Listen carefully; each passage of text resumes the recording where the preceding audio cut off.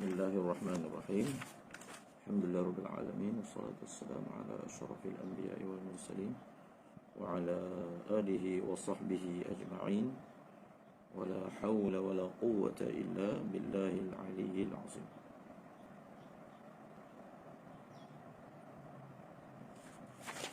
Menyambung bacaan hadis daripada kitab Mishkatul Masabih berkaitan dengan hadis Dajjal.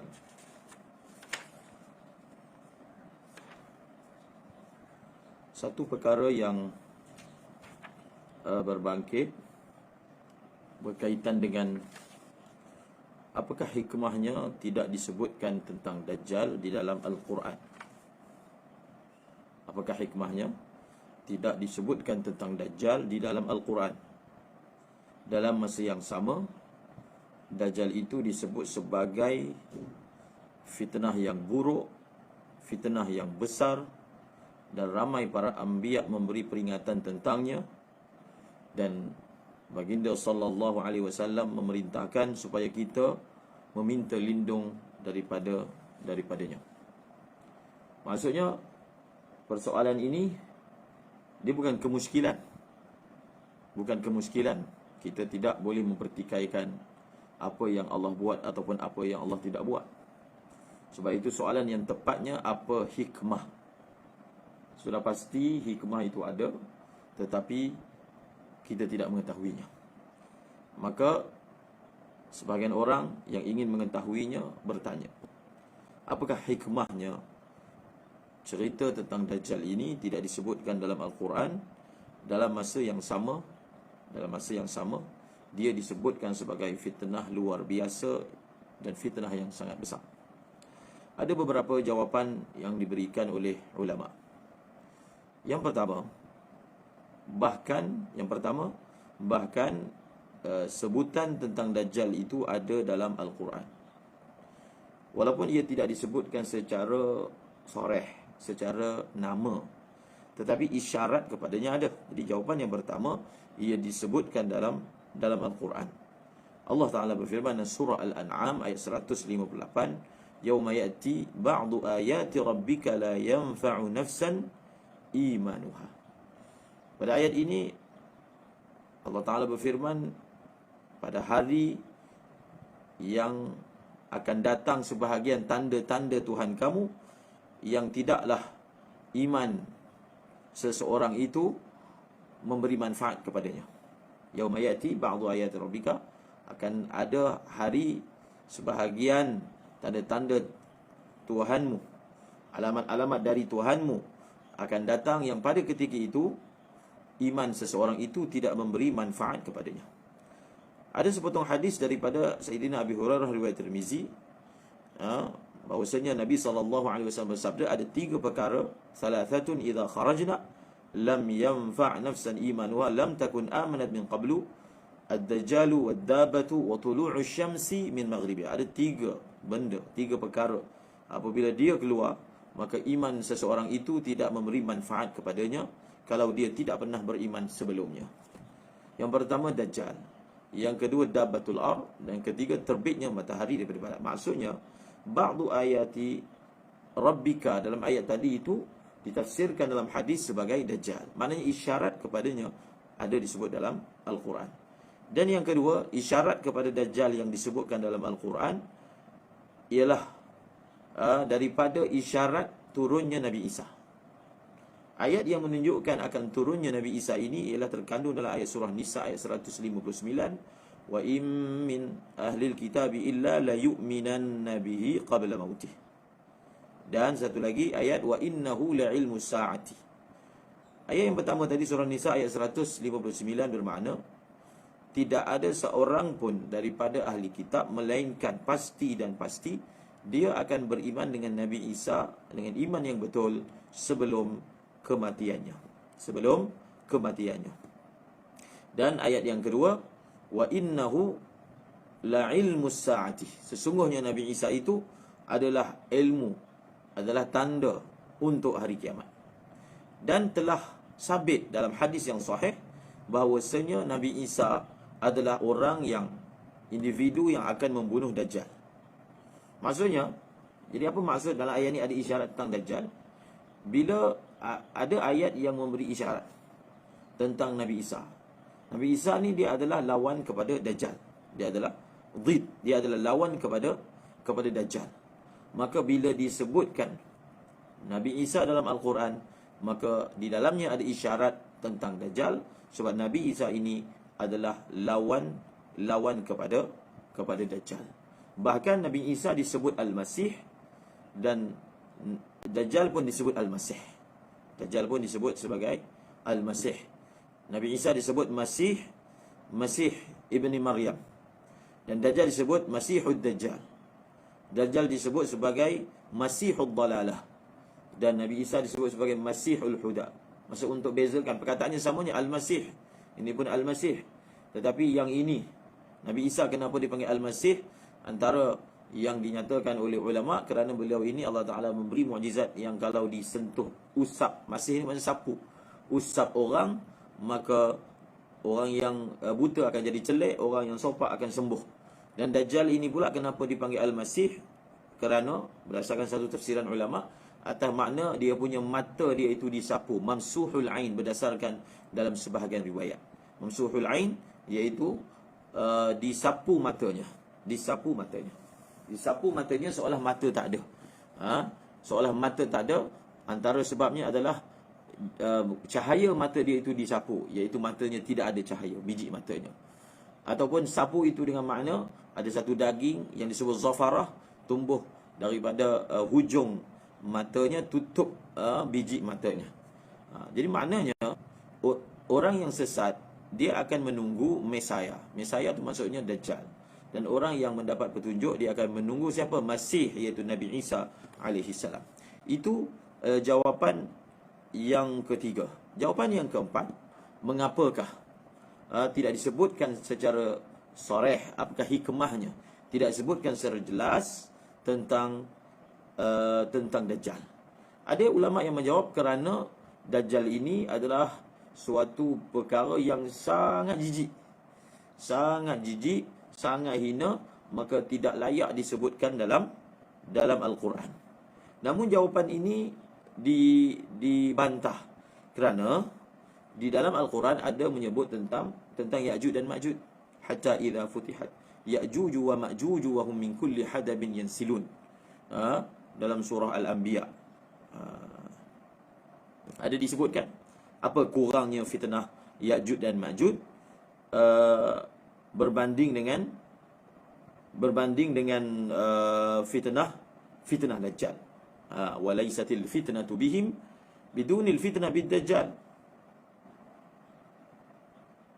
Dan dalam masa yang sama kita kata belum lagi menjawab tentang hikmah kenapa tidak menyebutkan secara jelas. Ini perkara ini dibahaskan oleh Al-Imam Ibn Hajar dalam Fathul Bari. 3 perkara tadi.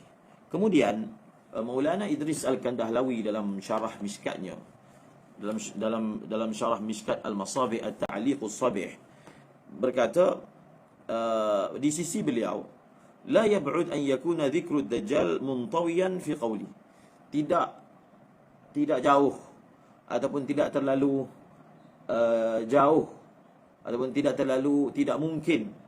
Maknanya boleh kita katakan cerita ataupun sebutan tentang Dajjal itu ada terkandung dalam ayat surah Asy-Syu'ara ayat 221 dan 222 yang berbunyi, hal unabbi'ukum ala man tanazzalu syayatin tanazzalu ala kulli affakin asim.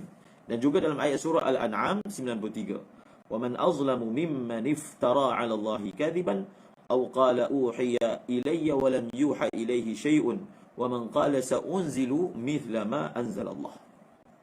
Dalam 2 ayat ini tidak terlalu mustahil ataupun tidak terlalu jauh kalau kita katakan di dalam 2 ayat yang dibacakan tadi ada isyarat ataupun ada terkandung sebutan tentang Dajjal, iaitu secara umum. Apa dia? Ayat yang pertama, mahukah kamu aku khabarkan tentang orang yang mana? Orang yang syaitan akan masuk pada dia, akan merasuki dia. akan menyesatkan dia. Orang yang macam mana?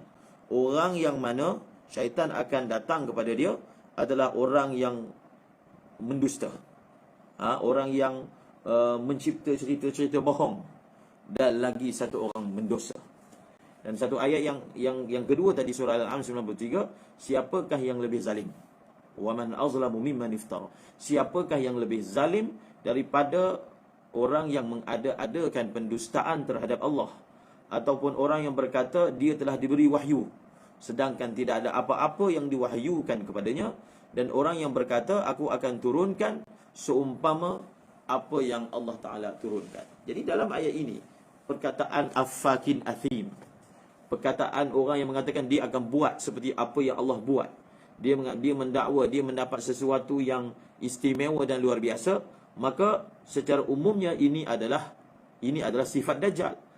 Kerana itu dalam hadis disebut tentang Dajjajilah ataupun Dajjalin, orang-orang yang mana bersifat dengan sifat Dajjal. Mereka ini semua ada persamaan pada satu perkara, pendusta. Mereka ini ada persamaan segi satu perkara, pendusta. Kita telah sebutkan sebelum ini, Dajjalun, kedajalan ini maksudnya adalah satu orang yang tamwihul batil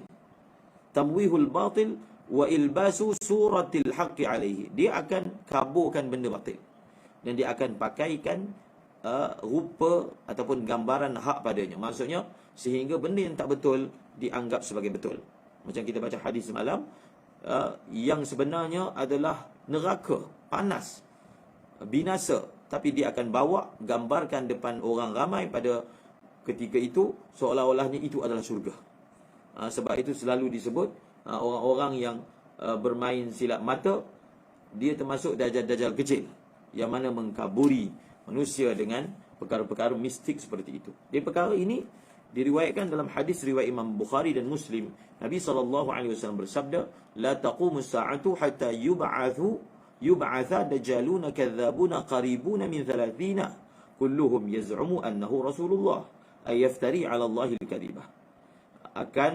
Tidak akan berlakunya hari kiamat sehingga didatangkan pendusta, dajjal yang bilangan mereka menghampiri 30 orang. Semua mereka mendakwa mereka adalah Rasulullah. Apa maksudnya? Mereka ini telah mencipta mereka-reka pendustaan terhadap Allah Subhanahu wa taala, dan mereka berkata sesungguhnya telah diberi wahyu kepada kami, sedangkan dalam masa yang sama tidak ada apa-apa wahyu yang diberikan. Ini adalah sifat dajjal kecil. Maka sifat mereka, dakwaan mereka sama macam yang Allah isyaratkan dalam ayat Al-An'am 93. Orang-orang yang mana mendakwa dia dapat wahyu, orang yang mendakwa dia akan buat apa yang Allah buat. Maka ini adalah sifat dajjal kecil. Adapun ad-dajjalul akbar, dia ada ad-dajjalun ataupun ad-dajjajilah, dan ada ad-dajjalul akbar. Adapun dajjal yang utama, yang bila kita sebut dajjal, dialah yang dimaksudkan, yang setiap nabi menceritakan tentangnya, setiap nabi memberi amaran tentangnya, dan Nabi SAW telah mengkhabarkan kita bahawasanya dia ini matanya cacat. Maka dia adalah kepala kepada semua pendusta, Ra'sul Affakin, yang syaitan datang kepadanya, dan dia adalah ikutan semua pendusta, dan dia adalah imam kepada semua orang yang mana terpedaya. Fahuwa awwalu mawsufin bi sifatil ifki wal iftira' 'ala Allahil kadhib, wa in kana dhuhuruhu akhiran hatta dhaharat sifatul kadhib 'ala jabinihi. Jadi maksud Syekh ni dalam syarah Mishkat At-Ta'liqus Sahih, Maulana Idris Al-Kandahlawi, anak murid kepada Maulana Anwar Shah Kashmiri. Ini cara beliau istimbatkan bahawasanya sebenarnya dalam Quran ini ada isyarat terkandung tentang Dajjal ini. Maksudnya bila Allah Ta'ala sebut tentang ada golongan-golongan pereka pendusta, maka si Dajjal ni dia ialah ketua dia. Dia lah ketua orang yang membuat fitnah, Affakin. Dialah imam kepada pendusta-pendusta. Dialah ikutan kepada orang yang terpedaya. Maka yang lebih layak disifatkan secara keutamaan, maka dia. Walaupun kedatangannya lewat, walaupun kedatangannya lewat. Begitu sekali dia ini, iaitu Dajjal ini adalah simbol kepada dusta, simbol kepada kesesatan, sehingga dekat dahinya itu ada isyarat, ada tulisan yang menunjukkan dia ini memang sangat teruk. Maknanya dia ketua kepada segala orang-orang yang sesat, orang-orang yang merancang kejahatan. Kama asyraqat anwaru sidqir risalah ala jabin nabiyina sadiqil mazlum Muhammad sallallahu alaihi wasallam wa zaharat simatu sidqin nubuwah ala dhahrihi sallallahu alaihi wasallam. Jadi dia orang yang jahat sangat ni, seperti Dajjal, sampai dekat badan dia ada tanda yang dia ni jahat. Seperti mana Rasulullah ni adalah orang yang sangat benar, sampai di muka Nabi ini ada tanda bahawasanya Nabi ni orang benar, dan di belakang tubuh Nabi ada tanda bahawasanya Nabi ini adalah seorang Nabi. Begitu nak isyaratkan bahawa ini adalah Nabi, sampai ada tanda yang zahir di badannya, iaitu yang dipanggil sebagai mohor kenabian yang ada di belakang Rasulullah sallallahu alaihi wasallam. Allah Ta'ala perintahkan kita dalam Al-Quran untuk memerangi ketua-ketua, pemimpin-pemimpin yang membawa kepada kekufuran, yang bawa manusia kepada kekufuran walaupun dia manusia. Maka Dajjal ini lebih sepatutnya diperangi. Diperangi dalam Al-Quran, supaya kita ini menyerang, kita lawan pemimpin-pemimpin yang bawa kepada kekufuran. Maka termasuklah pemimpin-pemimpin yang membawa kepada kekufuran Dajjal. Maksudnya kalau ada sebut tentang pemimpin yang bawa kepada kekufuran dalam Al-Quran, maka di dalam itu ketuanya adalah Dajjal. Walaupun tak sebut perkataan Dajjal, tapi memberi isyarat kepadanya tentangnya. Oleh itu Allah Ta'ala telah takdirkan untuk Dajjal ni, untuk memusnahkan Dajjal ini, Allah Ta'ala telah takdirkan turunnya Nabi Isa bin Maryam dan juga zahirnya Al-Imam Al-Mahdi. Untuk apa? Untuk bunuh Dajjal, untuk memerangi pengikut-pengikut Dajjal. Maka fahamkanlah perkara ini bagi menjawab pertanyaan apakah hikmah tidak disebut tentang Dajjal menurut pandangan sebagian orang, tapi sebenarnya jawapannya seperti yang telah diberikan, Dan dalam hadis yang kita bacakan semalam, bahawasanya Dajjal ini dia bawa sesuatu seperti neraka, tapi sebenarnya di dalamnya itu adalah air yang sejuk. Ataupun dia bawa air yang sejuk, tapi sebenarnya di dalamnya itu adalah neraka. Maksudnya adalah, oleh kerana memang asas sifat Dajjal ni mengkaburkan. Maka dia akan mempersonakan manusia dengan benda-benda yang zahirnya ada kejayaan untuk manusia. Sama ada kita faham perkataan bawa seumpama neraka ataupun syurga itu dengan makna hakiki ataupun dengan makna majazi. Seperti mana Allah Ta'ala telah buat untuk Nabi Ibrahim, api yang membara itu dilihat sebagai api, maksudnya musibah oleh orang kafir. Tapi untuk Nabi Ibrahim AS, dia adalah sesuatu yang sangat sejuk dan sejahtera untuk Nabi Ibrahim AS. Maka sama ada kita memahami secara hakikat, maknanya akan dibawa gambaran-gambaran neraka. Gambaran neraka, api. Memang betul gambaran tu. Tetapi sebenarnya di dalam itu adalah sejuk. Air.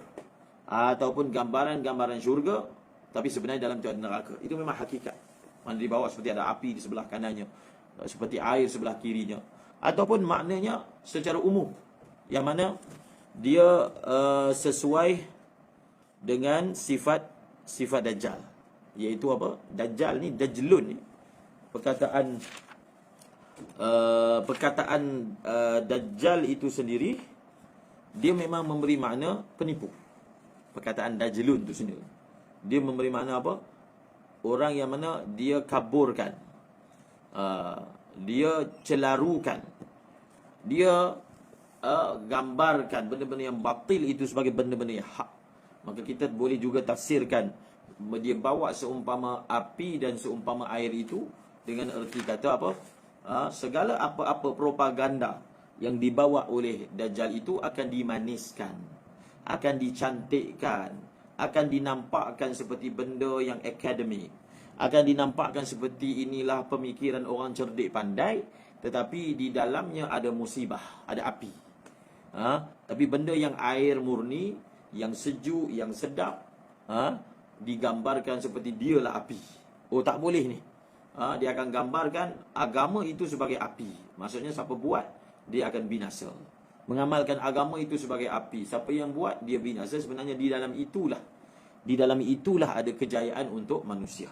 Tidak mustahil kedua-dua makna itu boleh kita serapkan dalam mentafsirkan makna bahawasanya dia akan datangkan perkara yang seumpama. Sebab itu Nabi gunakan perkataan seumpama syurga. Dia tak ada syurga, kan? Mana boleh dibuat syurga sebenar? Dengan gambaran, dengan seumpama syurga. Bayangkan dia itu seumpama syurga, nikmat. Bila nanti Dajjal datang, dan itulah juga kerja Dajjal kecil, sama je. Dia bukan hanya akan berlaku bila Dajjal datang, bahkan dia telah dilakukan oleh Dajjal kecil yang disebut oleh Nabi sebagai pendusta. Sehingga terpesona orang dengan pendustaan itu. Benda yang buruk dinampak baik, benda yang baik dinampak buruk, benda yang batil dinampak hak, dan benda hak batil. Ini adalah memang qadar mushtarak atau persamaan agenda yang ada pada Dajjal dan pengikut-pengikutnya. Yang lebih besar fitnahnya saat dia datang, tapi sebenarnya sepanjang zaman itulah konsep kedajjalan yang akan terus berlaku, mengkaburkan, mempersonakan. Mungkin mempersonakan itu dengan apa? Dengan gambaran. Gambar tak betul pun, tapi digambarkan nampak macam cantik. Perkataan itu diolah sehingga manis didengari. Teori-teori itu diserapkan perkara-perkara yang nampak seperti logik dan akademik. Itu semua telah berlaku. Sepanjang zaman, dan lebih besar saat kemunculan Dajjal. Maka untuk pagi ini itu saja, wallahu a'lam.